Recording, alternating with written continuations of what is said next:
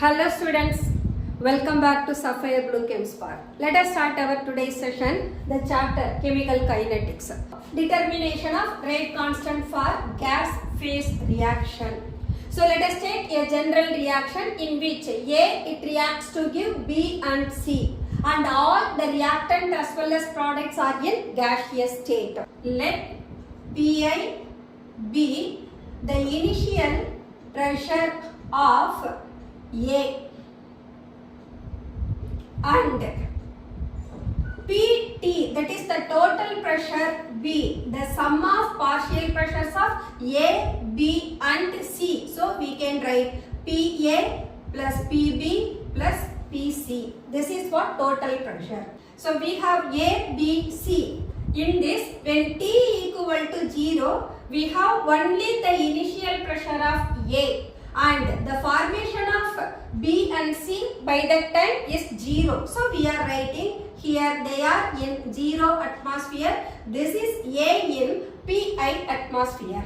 So at T second we can say X ATM of A reacts to form X ATM of B and X ATM of C. So after some time T, the initial pressure will be reduced by the amount of X ATM. So we can write Pi minus X, this is X ATM and this is also X ATM.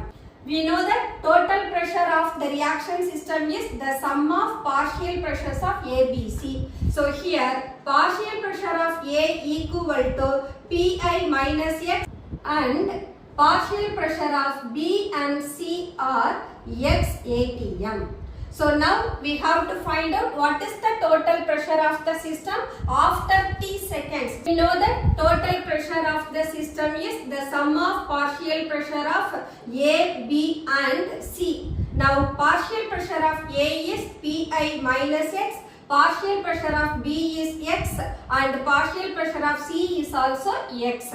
By adding these value, minus X plus X gets cancelled. So we will get Pi plus X. This is what total pressure is equal to initial pressure plus X, from which we can determine what is X. So X equal to total pressure minus initial pressure. Now let us find what is the pressure, partial pressure of A. P of A equal to Pi minus X, where X we know that Pt minus Pi. So substitute over here minus of Pt minus I, that is equal to Pi minus Pt plus Pi, or we can write 2Pi minus Pt. This is what partial pressure of A. We know that K equal to 2.303 by T into log of R naught divided by R. This is for solution. Here R naught is initial concentration. So instead of initial concentration we have to take initial pressure. So that equation can be written as 2.303 by T into log of Pi divided by. So this is initial pressure. Divided by, we have to take what is the pressure at the time T. The pressure at the time T is Pa. So we can write log of Pi by Pa. We know that Pa is equal to 2Pi minus Pt. This value that can be substituted here. So 2.303 by T into log of initial pressure divided by 2Pi minus Pt. So this is equal to K. So this is the expression for the reactions taking place in gas phase, where Pi is initial pressure, 2 into Pi minus total pressure. So in the formula நம்ம numerical purposes க்கு use பண்ணிக்கலாம். அங்க initial pressure கொடுத்திருப்பாங்க, total pressure கொடுத்திருப்பாங்க. அத நாம இந்த formula substitute பண்ணி solve பண்ணோம்னா we can find out what is K for that reaction at that given time. So using this relation we can determine rate constant for the gas phase reaction. The next one, temperature dependence of the rate of a reaction. Rate of reaction temperature எப்படி affect பண்ணுது அத பத்தி discuss பண்ண போறோம். Let us take the decomposition of dinitrogen pentoxide. இந்த dinitrogen pentoxide decompose ஆகி we will get nitrogen dioxide and oxygen. Equation நாம balance பண்ணோம்னா 2 times actually we will get 2 5s are 10 and 2 2s are 4. We will get 4NO2 plus O2. இந்த reaction 3 different conditionsல நாம proceed பண்ணுவோம். One at 0 degree Celsius and the other one at 25 degree Celsius and then at 50 degree Celsius. இப்போ நம்ம பார்த்தோம்னா 0 degree Celsiusல இந்த reaction carry out பண்ணோம்னா actually it takes 10 days to form nitrogen dioxide and oxygen. At the same time 0 degree ல இருந்து 25 degree Celsius க்கு நான் எடுத்துட்டு போனேனா the reaction it takes about 5 hours to form nitrogen dioxide and oxygen. Or if the temperature is exactly doubled to 50 degree Celsius அப்படின்றப்போ just the reaction it takes 12 minutes to form nitrogen dioxide and oxygen. So இந்த எக்ஸாம்பிள்ல இருந்து என்ன தெரியுது temperature increase ஆக rate of formation of the product நமக்கு increase ஆகுது. So this is the best evidence for the temperature dependence of a chemical reaction. Okay. இந்த reaction அப்ப இத பேஸ் பண்ணி we can say how the temperature affects the rate of reaction. So based on this it is found that most of the chemical reaction whose rate exactly doubles when the temperature increases by 10 degree Celsius. அப்ப ஒவ்வொரு 10 degree Celsius temperature increase பண்ற போது rate of the reaction என்ன ஆகுது double ஆகுது. Sometimes it may even triples. அப்ப இந்த ரிலேஷனை நாம எதுல கொடுக்கலாம்னா temperature coefficient அப்படின்ற டேர்ம்ல கொடுக்கலாம். ஓகே, temperature coefficient னா என்ன? ஆக்சுவலா ஒரு பர்టిక్యులர் temperature 25 டிகிரி செல்சியஸ்ல அதனுடைய ரேட் என்ன and 10 டிகிரி செல்சியஸ் இன்கிரீஸ் ஆறப்போது அதோட ரேட் என்ன? இந்த ரெண்டு ரேட்டுக்கும் உள்ள ரேஷியோவை நாம temperature coefficient னு சொல்றோம். So it is equal to rate of reaction at 35 degree Celsius, or we can take 308 Kelvin divided by rate of reaction at 25 degree Celsius, or we can write 298 Kelvin. So this is what known as temperature coefficient. இந்த டெம்பரேச்சருக்கும் rate of the reactionக்கும் உள்ள ரிலேஷனை ஆக்சுவலா propose பண்ணது Arrhenius. ஆக்சுவலா want of அவர்தான் டெம்பரேச்சருக்கும் reaction ரேட்டுக்கும் என்ன ரிலேஷன்றதை first சொன்னாரு. But அத ஒரு மேத்தமெட்டிக்கல் எக்ஸ்பிரஷன் வழியா ப்ராப்பரா எக்ஸ்பிளைன் பண்ணது Arrhenius. So Arrhenius equation is given by K equal to A into e power minus EA by RT, where K is rate constant, A Arrhenius factor னு சொல்லலாம் அல்லது frequency factor னு சொல்லலாம், or we can say pre-exponential factor னு சொல்லலாம். R is gas constant, T is temperature, EA is energy of activation. Arrhenius equation நாம இன்னும் பெட்டரா எக்ஸ்பிளைன் பண்ணனும்னா we should know what is energy of activation அல்லது activation energy. So let us discuss about activation energy. Activation energy னா என்ன? For example ஒரு reaction நாம proceed பண்றோம். reactantல இருந்து product form ஆகணும்.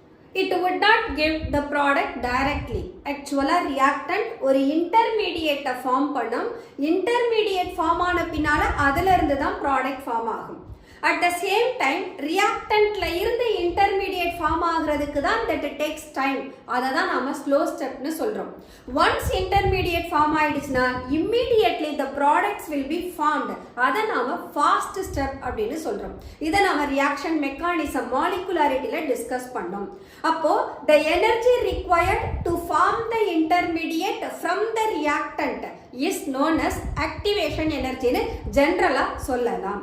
So we can write reactant that gives rise to first thing intermediate. இந்த intermediate reaction mixtureல இருந்து isolate பண்ண முடியாது. From the intermediate only we are getting the product. அப்ப இந்த formation of intermediate எப்படி இருக்கும்? slow step ஆ இருக்கும். once intermediate form ஆயிருச்சுனா அதில இருந்து product form ஆகுறது நமக்கு ரொம்ப fast ஆ இருக்கும். suppose ஒரு sample of the gas எடுத்துக்கலாம். in the sample of the gas every molecule they can have their own kinetic energy. ஒரு பர்டிகுலர் டெம்பரேச்சர்ல அந்த கேஸ் நாம எடுத்துக்கிற போது அதுல இருக்கக்கூடிய எல்லா மாலிகுல்ஸோட கைனெட்டிக் எனர்ஜியும் ஈக்குவலா இருக்காது. அப்படின்றப்போ the behavior of gas molecules that cannot be explained on the whole. So to explain about the behavior of gaseous molecules in the large quantity, James Clark Maxwell அவரும் லுட்விக் போல்ட்ஸ்மேன் இவங்க ரெண்டு பேரும் ஒரு statistic மெத்தடை use பண்ணாங்க. இந்த statistic மெத்தட்ல they have taken the distribution curve. இந்த distribution curve எப்படி draw பண்ணலாம்னா we have to plot the kinetic energy of the gaseous molecules against the fraction of the molecules possess the highest energy. So kinetic energy of the gaseous molecule fraction of molecules க்கு against நாம plot பண்ணோம்னா that gives rise to distribution curve. இந்த distribution curve ஓட minimum kinetic energy ல இருந்து maximum kinetic energy போகுது, then once again it falls to the lower kinetic energy. அப்போ this is the point. இந்த பீக்ல இருக்கக்கூடிய மாலிகுல் இவங்க மட்டும்தான் எப்படி இருக்காங்க? highest kinetic energy வச்சிருக்காங்க. but the molecules in this region they have their kinetic energy, but அவங்களால they can't able to react to form product.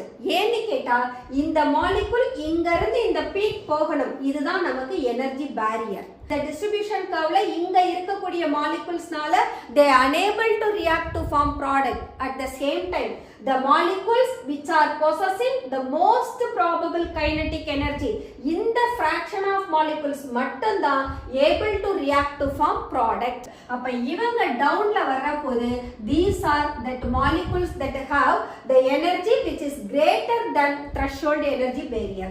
அப்போ இந்த difference in energy, அப்ப இங்க தான் எனக்கு ப்ராடக்ட் ஃபார்ம் ஆகுது. அப்ப இந்த டிஃபரன்ஸ் இன் எனர்ஜியை தான் நான் என்னன்னு சொல்றேன்? த்ரெஷோல்ட் எனர்ஜி பேரியர்னு சொல்றோம். அப்ப இந்த மாலிகுல்ஸ்க்கு மட்டும்தான் இந்த த்ரெஷோல்ட் எனர்ஜி பேரியரை பிரேக் பண்ற அளவுக்கு they have their greater energy. That's why these molecules react to form the product. அப்ப இந்த கேசஸ்ல இந்த ரீஜியன்ல இருக்கக்கூடிய molecules they have their energy which is greater than threshold energy barrier. இந்த கர்வ்ல பார்த்தோம்னா when only a minimum amount of the molecules they possess that highest probable kinetic energy. So in the peakல எவ்வளவு fraction of molecules இருக்கோ and they can alone undergo the effective collision to form the product. So the molecules that possess the energy that can be equal or greater than threshold energy ஆ இருக்கணும். So those molecules can alone undergo effective collision. So இதுக்கு கீழே இருக்கக்கூடிய மாலிகுல்ஸ்க்கு they have their energy, but இந்த energy threshold எனர்ஜியை விட அதிகமாவோ அல்லது அதுக்கு ஈக்குவலாவோ இல்ல. அப்போ இந்த ரீஜியன்ல இருக்கக்கூடிய molecules though they have their kinetic energy do not involve in the formation of the product. அப்போ the fraction of molecules possess the energy which is equal or greater than the threshold energy barrier. அவங்க தான் collide ஆகி to form the product. அவங்களுக்குள்ள collision நடந்து அதில இருந்து நமக்கு என்ன ஃபார்ம் ஆகும்? product ஃபார்ம் ஆகும். So இந்த கர்வ்ல இருந்து என்ன தெரியுது? all the reactant molecules they do not give rise to the product. The molecules that possess the maximum kinetic energy they can alone undergo collision to form the product. So in the point இதுதான் நமக்கு ப்ராடக்ட்டுக்கும் ரியாக்டன்ட்டுக்கும் இடையில இருக்கிற energy barrier. So this is the point. It is known as threshold energy barrier. So this is the point that behaves as the energy barrier between the reactant and the product. இந்த point எனக்கு reactantக்கும் productக்கும் இடையில இருக்கக்கூடிய energy barrier. So So இந்த energy barrier break பண்றதுக்கு we have to give some additional energy. அந்த energy தான் activation energy னு சொல்றோம். So we can write the minimum extra energy over and above the average potential energy of the reactant.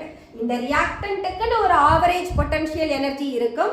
அதை மீறி நாம என்ன பண்ணணும்? We have to give the minimum extra energy. அது எதுக்காக கொடுக்கிறோம்னா to overcome the threshold energy barrier which must be supplied to the reactant. அந்த minimum extra energy யாருக்கு கொடுக்கணும்? reactantக்கு கொடுக்கணும். So this can enable them to cross over the energy barrier between the reactant and product is called activation energy. So இந்த additional minimum energy அது என்ன பண்ணும்? reactant intermediate form பண்றதுக்கு help பண்ணும். அப்ப intermediate ஃபார்ம் ஆகிறதுக்கு தான் we are giving that extra energy. once intermediate form ஆயிடுச்சுனா immediate product ஃபார்ம் ஆகும். So the difference between the threshold energy and the energy possessed by the molecule அததான் நாம என்னன்னு சொல்றோம்? activation energy னு சொல்றோம். So EA is given by ET minus ER. So ET is threshold energy barrier and ER is average energy of the reactant. So ஒரு reactionல involve ஆகிற threshold energyயையும் activation energyயையும் we can represent in the graphical form. இந்த graph நாம யாருக்கு plot பண்றோம்? progress of reaction. progress of reaction னா reaction coordinate னு கூட சொல்லலாம். So reaction coordinate க்கும் எனர்ஜிக்கும் நாம plot பண்றோம். reactant எடுத்துட்டோம்னா that corresponds to the higher energy of the system. The reactant it possesses the minimum average energy. இது என்ன பண்ணணும்? எனக்கு activation complex ஃபார்ம் பண்ணணும். So இந்த பாயிண்ட்ல தான் எனக்கு activated complex ஃபார்ம் ஆகுது. அந்த activated complex ஃபார்ம் பண்றதுக்கு I have to give additional energy. That is what given the extra energy EA to the reactant possess that average energy. இந்த additional energy கொடுக்கிற போது reactant எங்க போகுது? activated complexக்கு போகுது. once it reaches the activated complex it ascends up. அப்ப reactant intermediate form ஆகுற போது it ascends up. அதனால இந்த process எனக்கு எப்படி இருக்கும்? slow process இருக்கும். once intermediate ஃபார்ம் ஆயிட்டா immediate that forms the product. அப்ப இந்த down curve எதை மீன் பண்ணும்? எனக்கு fast னு மீன் பண்ணும். So the curve it descends down. curve descending ஆறதுனால reaction நமக்கு எப்படி இருக்கும்? fast இருக்கும். reactantல இருந்து product ஃபார்ம் ஆகணும்னா that has to form an activated complex. இந்த activated complex ஃபார்ம் ஆகிறதுக்காக we are giving that additional energy in addition to the energy possessed by the reactant molecule. Okay. இப்போ energy of the reactant இதுதான் energy of reactant. இங்க இருந்து பார்த்தோம்னா this becomes energy of the product. இந்த கேஸ்ல பார்த்தோம்னா product ஓட energy is much less than the energy of reactant. அப்ப என்ன எழுதலாம்?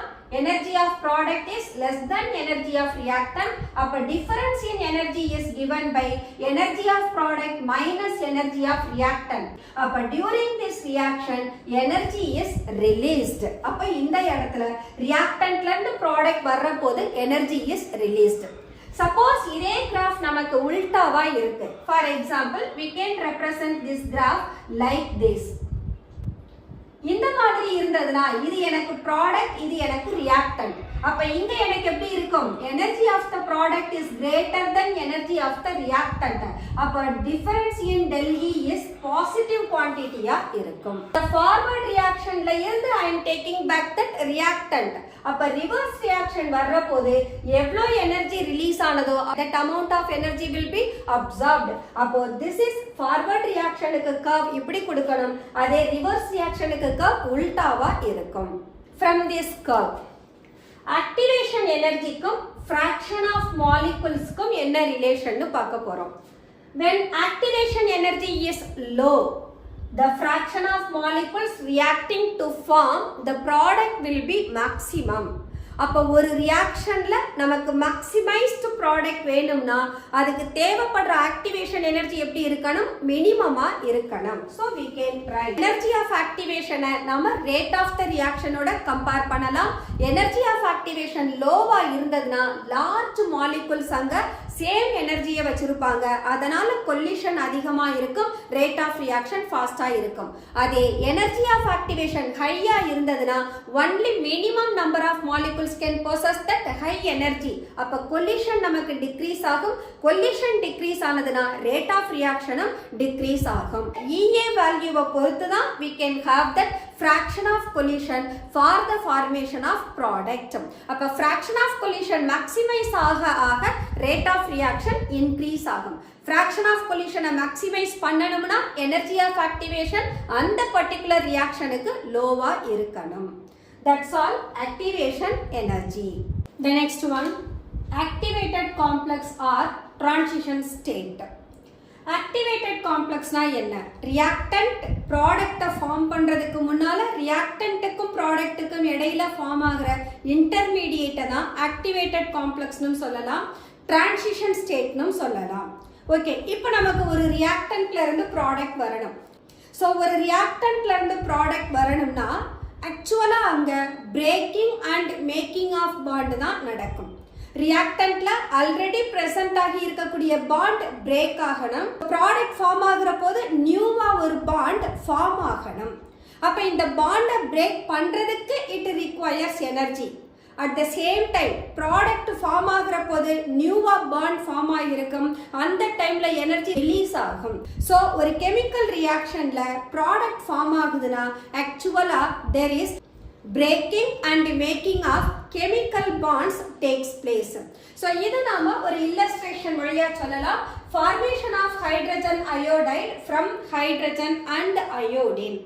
இப்ப hydrogen it has HH bond, iodine it has II bond. இப்ப இந்த ஹைட்ரஜனுக்கு இடையில இருக்க பாண்ட் பிரேக் ஆகணும், அயோடினுக்கு இடையில இருக்க பாண்டும் பிரேக் ஆகணும். இவங்க ரெண்டு பேரும் பிரேக் பண்ணாதான் ஹைட்ரஜன் அயோடைடு அப்படின்ற ஒரு காம்பவுண்டுக்குள்ள ஒரு நியூவா பாண்டை கிரியேட் பண்ண முடியும். அப்ப இந்த கேஸ்ல இந்த பாண்டை பிரேக் பண்றதுக்கு இட் ரிக்வயர்ஸ் எனர்ஜி. அதனால ரியாக்டன்ட்ல பாண்டை பிரேக் பண்ணணும்னா then it absorbs energy. So once energy absorb பண்ற போது here the breaking of bond commences. அப்படி கமெண்ட்ஸ் ஆகிற போது ஹைட்ரஜனுக்கும் அயோடினுக்கும் இடையில ஒரு இன்டர்மீடியேட் ஃபார்ம் ஆகுது. அப்ப இந்த இன்டர்மீடியேட்ல the breaking of iodine and hydrogen bond takes place and the making of hydrogen iodide also takes place. So intermediate stateல தான் breaking of bondum making of bondum நடக்கும். அப்ப இங்க எனக்கு பாண்ட் பிரேக் ஆகணும்னா எந்த டைரக்ஷன்ல பிரேக் ஆகணும்? Actually it has to break such a way. இந்த வெர்டிகலா break ஆனாதான் I can have a hydrogen iodide as well as another hydrogen iodide கிடைக்கும். இத நாம ஒரு கிராஃபிக்கல் ரெப்ரசன்டேஷன்ல எடுத்தோம்னா this is what the point A at which the reactants are taken and y axisல நான் யாரை discuss பண்றேன்? எனர்ஜியை டிஸ்கஸ் பண்றேன். so I can take energy. so இந்த எனர்ஜிக்கும் ரியாக்ஷன் கோஆர்டினேட்டுக்கும் நாம பிளாட் பண்ணோம்னா the reactant they possess a particular energy, அதுக்கு energy of reactant னு எடுத்துக்கிறோம். reactant it has to form the product. அப்ப Aன்ற பாயிண்ட்ல இருந்து Bன்ற பாயிண்ட்க்கு எனக்கு ப்ராடக்ட் ஃபார்ம் ஆகுது. between the points A and B A என்ன பண்ணும்? ஆக்சுவலா Cன்ற பாயிண்ட்க்கு ரீச் ஆகி தான் Bன்ற பாயிண்ட்க்கு வருது. இந்த Cன்ற பாயிண்ட்ல யார் ஃபார்ம் ஆகுறா? இன்டர்மீடியேட் ஃபார்ம் ஆகும். அத நம்ம ஆக்டிவேட்டட் காம்ப்ளெக்ஸ்னு சொல்லலாம் அல்லது டிரான்சிஷன் ஸ்டேட்னு சொல்லலாம். அப்ப இந்த ஆக்டிவேட்டட் காம்ப்ளெக்ஸை ஃபார்ம் பண்றதுக்கு ரியாக்டன்ட்க்கு அடிஷனலா எனர்ஜி தேவைப்படுது. அந்த எனர்ஜி இதுதான் என்னுடைய அடிஷனல் எனர்ஜி. அத நாம என்னன்னு சொல்றோம்? ஆக்டிவேஷன் எனர்ஜின்னு சொல்றோம். ரியாக்டன்ட்ல இருந்து Cன்ற டிரான்சிஷன் ஸ்டேட்டை ரீச் பண்ற போது எனர்ஜி இஸ் அப்சார்ப். Cல இருந்து B ஃபார்ம் ஆகுற போது எனர்ஜி என்ன ஆகுது? ரிலீஸ் ஆகுது. so the energy is released. So from this graph we can write what is the difference in energy of activated complex and the energy possessed by the reactant. It is equal to what? Activation energy. So we can write energy of activation is equal to the energy of transition state minus energy possessed by the reactant molecule. இந்த difference தான் நமக்கு activation energy. So இந்த process நமக்கு ஒரு particular constant temperatureல தான் நடக்கும். Temperature temperature change ஆனா நமக்கு reactionோட rate மாறிடும். அப்ப இந்த process it is carried out at a constant temperature. The next one, explanation of effect of temperature.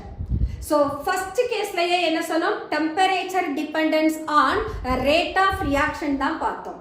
அப்ப டெம்பரேச்சர் டிபெண்டன்ஸ்ன்றப்ப என்ன சொன்னோம், ஒவ்வொரு 10 டிகிரி செல்சியஸ் டெம்பரேச்சர் இன்க்ரீஸ் ஆறபோது ரியாக்ஷனோட ரேட் டபுள் ஆகும்னு சொன்னோம். அதை இப்போ நாம கிராஃபிக்கல் ரெப்ரசன்டேஷன் வழியா எக்ஸ்பிளைன் பண்ண போறோம். Okay, so this is what the curve at the temperature of T degree Celsius. At this temperature T degree Celsius, fraction of molecules possessing the kinetic energy is minimum. இப்போ நான் என்ன பண்ண போறேன், 10 degree செல்சியஸை increase பண்ண போறோம். 10 degree Celsius temperature increase ஆகுதுனா then kinetic energy of the molecules also increases. So when we are increasing the temperature by 10 degree Celsius, the curve it gets shifted to right side. Second point பார்த்தோம்னா the curve it gets flattened. T degree Celsiusல இருக்கக்கூடிய curveோட peak T plus 10 degree Celsius ஓட compare பண்ணோம்னா the curve it gets flattened. Curve flat ஆனதுனா then the molecule possessing the higher kinetic energy increase ஆகும். So the number of molecules possessing the energy அது threshold energy barrierக்கு ஈக்குவலா இருக்கலாம் அல்லது அதை விட அதிகமா இருக்கலாம். அப்போ more number of product நமக்கு என்ன ஆகும், form ஆகும். அப்போ temperature 10 degree Celsius increase ஆறபோது we can compare the formation of product. It is twice as many molecules possess the threshold kinetic energy at T plus 10 degree Celsius. அப்போ T degree Celsiusல இருக்கக்கூடிய molecules விட T plus 10 degree Celsiusல இருக்கக்கூடிய molecules ஓட அளவு எத்தனை time increase ஆகுது, twice the time increase ஆகுது. So from this curve we can say that when temperature increases by 10 degree Celsius, then the distribution curve it just shifts towards the right. Second point, the peak of the curve gets flattened. Third point, number of molecules possessing the threshold energy is twice as that of the T degree Celsius. So number of molecules increase ஆறபோது collisions increase ஆகும் and hence rate of the reaction also increases. So we can say that whenever the temperature increases by 10 degree Celsius, rate of reaction actually doubles. That's all the explanation of effect of temperature. The next one, effect of catalyst. Catalyst na enna? Catalyst is a chemical substance which may alter the rate of reaction. So catalyst ஒரு reactionல involve ஆறபோது அதனுடைய chemical composition change ஆகாது, but physical modification வேணும்னா இருக்கலாம். So the presence of catalyst that may alter the rate of reaction by lowering the activation energy. So alter அப்படின்ற போது the catalyst that may increase the rate of reaction or even decreases the rate of reaction. அதனால தான் alter the rate of reaction னு சொல்றோம். Actually ஒரு catalyst chemical reactionல எடுக்கிற போது அது activation energy-ய decrease பண்ணும். Activation energy decreases ஆனதுனா then rate of reaction நமக்கு increase ஆகும். This is what the purpose of taking suitable catalyst for the reaction, because catalysts are highly specific. Now that can be explained with this graph. Graphல பார்த்தோம்னா we can have the two different curve. The one without the catalyst where the activation energy is maximum. At the same time ஒரு catalyst நாம use பண்ற போது activation energy gets minimized. So we can find the lowering of activation energy. So the presence of catalyst that may lower the activation energy and hence increases the rate of reaction. ஒரு கேட்டலிஸ்டோட characteristics என்ன மாதிரி எல்லாம் இருக்கலாம் அப்படின்னா, actually a small amount of catalyst is enough to carry out the reaction. Second thing, ஒரு catalyst ஒரு spontaneous ரியாக்ஷனை மட்டும்தான் கேட்டலைஸ் பண்ணும், நான் ஸ்பான்டேனியஸ் ரியாக்ஷனை கேட்டலைஸ் பண்ணாது. At the same time, it never initiates the reaction. ஒரு ரியாக்ஷனை கேட்டலிஸ்ட் இனிஷியேட் பண்ணாது, பட் ஆல்ரெடி நடந்துட்டு இருக்கிற ஒரு கெமிக்கல் ரியாக்ஷனை இது கேட்டலைஸ் பண்ணும். At the same time, it does not alter the Gibbs energy of the reaction. Del G value alter பண்ணாது.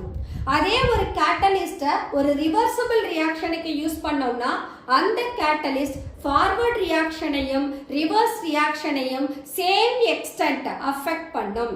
அதனால the presence of catalyst does not alter the equilibrium constant. So these are the characteristics of a good catalyst. The next one, collision theory of chemical reaction. The collision theory was given by Max Strauss and William Lewis. According to this theory, rate of reaction எதையெல்லாம் depend பண்ணி இருக்கும்னா collision frequency Z depend பண்ணி இருக்கும். Energy of activation EA why depend பண்ணி இருக்கும். Also depends on effective collision. So இந்த ரியாக்ஷனை படி இங்க ரியாக்டன்ட் மாலிகுலை எப்படி கன்சிடர் பண்றாங்கன்னா ஒரு ஹார்ட் ஸ்பியரா தான் கன்சிடர் பண்றாங்க. ஸோ இந்த ஹார்ட் ஸ்பியரா நம்ம ட்ரீட் பண்ற போது அங்க கொலிஷன்ஸ் எப்படி இருக்காது, எல்லா கொலிஷன்ஸும் நமக்கு எஃபெக்டிவா இருக்காது. So very few collisions will be effective. For the reaction A plus B it gives product. அப்ப இந்த ரியாக்ஷன் இந்த general ரியாக்ஷனுக்கு we can write what is the rate of reaction. Rate of reaction is given by ZAB into e power minus EA by RT. Here the ZAB is said to be collision frequency of the reaction. இந்த ஈக்குவேஷனை நம்ம யார் கூட compare பண்ணலாம்? K equal to A into e power minus EA by RT. Arrhenius equation ஓட compare பண்ணலாம். So இங்க A ன்றது நமக்கு pre-exponential factor அல்லது Arrhenius factor. Here ZAB collision frequency-யா இருக்கு. So இங்க AB இந்த ரெண்டு reactant-க்கும் இடையில இருக்க எல்லா collision-ம் நமக்கு என்ன பண்ணாது? Formation of the product-க்கு lead பண்ணாது. Very few of the collisions will be effective.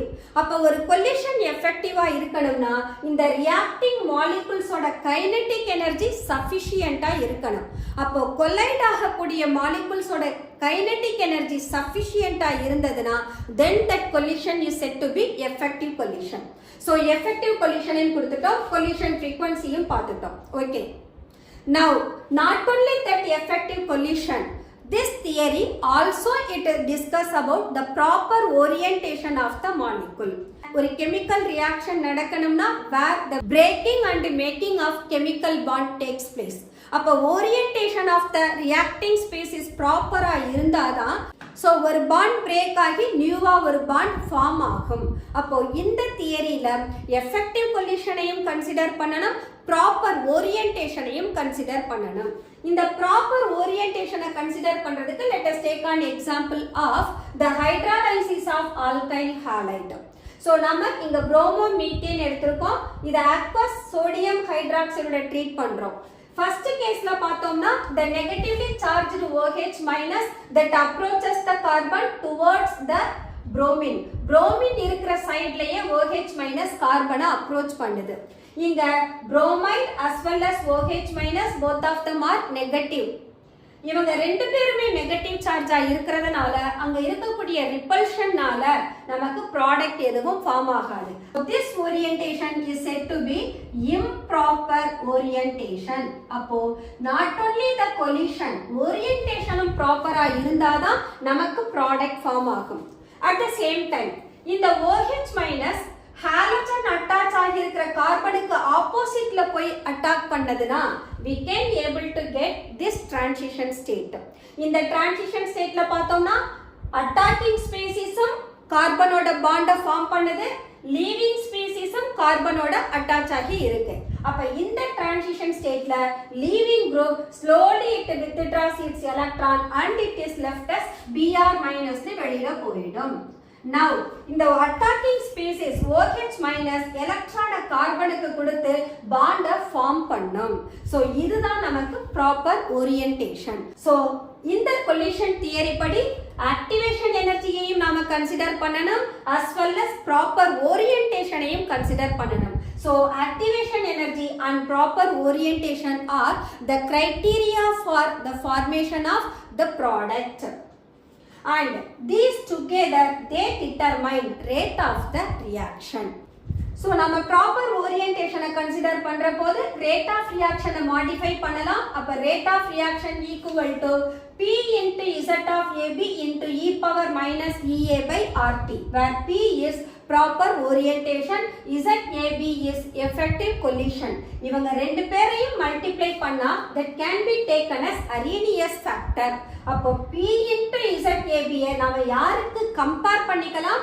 Arrhenius equationல இருக்கக்கூடிய pre-exponential factorக்கு கம்பேர் பண்ணலாம். Okay, what are the demerits of collision theory அப்படின்னா, இந்த தியரியை பொறுத்த வரைக்கும் இங்க ரியாக்டிங் மாலிகுல்ஸ் எல்லாரையும் ஹாட் ஸ்பியரா மட்டும்தான் கன்சிடர் பண்றாங்க. ஸ்ட்ரக்சரல் ஆஸ்பெக்ட்ல தியரியை எக்ஸ்பிளைன் பண்றது கிடையாது.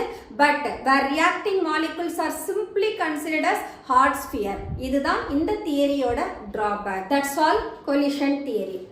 So இந்த சாப்டர்ல probably numericals ரொம்ப important. நியூமரிக்கல் சால்வ் பண்ற போது லாகரிதம் டேபிள எப்படி யூஸ் பண்ணணும் அதையும் நாம ப்ராப்பரா கத்துக்கணும். Okay students, let us close our today's session. இந்த சாப்டரை நாம கம்ப்ளீட் பண்ணிட்டோம். த நெக்ஸ்ட் செஷன் வேற ஒரு சாப்டர்ல நாம மீட் பண்ணுவோம். until then, bye bye.